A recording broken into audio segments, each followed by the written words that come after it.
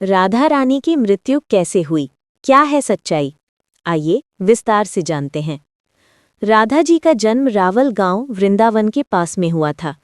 राधा जी वृषभानु और कीर्ति की पुत्री थीं। राधा जी बचपन से ही श्री कृष्ण के प्रेम में लीन रहती थीं। उनके भक्ति और समर्पण ने उन्हें भक्ति की देवी बना दिया।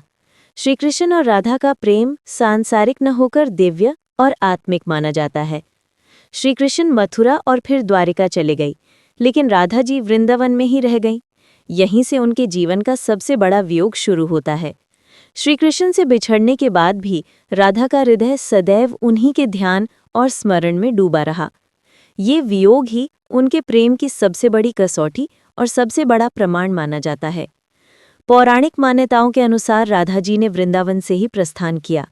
कुछ ग्रंथों में वर्णन है कि वे अंत समय में द्वारिका गईं और श्री कृष्ण से अंतिम बार मिलने की इच्छा जताई। कृष्ण ने उन्हें अपने महल में स्थान दिया और कुछ दिनों तक उनकी सेवा की। जब राधा जी का अंत समय आया तो उन्होंने कृष्ण से प्रार्थना की कि वे उनके सामने प्रकट हों और अपनी बांसुरी की मधुर ध्वनि सुनाएं। राधा रानी ने श्री कृष्ण से कहा कि वे अब इस नश्वर शरीर को त्यागना चाहती हैं। उन्होंने उनसे वचन लिया कि जब वे प्राण त्यागें उस समय श्री कृष्ण उनके सामने हों और अपनी बांसुरी बजाएं। कृष्ण ने उनकी ये अंतिम इच्छा पूरी की।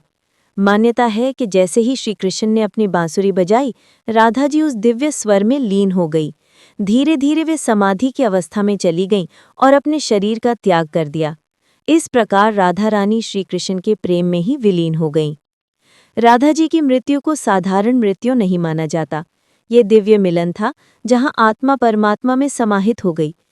राधा जी का जीवन और उनका अंत भक्त और भगवान के बीच शुद्ध प्रेम का प्रतीक है। राधा जी की मृत्यु किसी सामान्य घटना की तरह नहीं थी। ये प्रेम और भक्ति का परिपूर्ण स्वरूप था। उन्होंने जीवन भर श्री कृष्ण का ध्यान किया और अंत में उन्हीं में विलीन हो गई। यही कारण है कि राधा कृष्ण का नाम सदैव एक साथ लिया जाता है।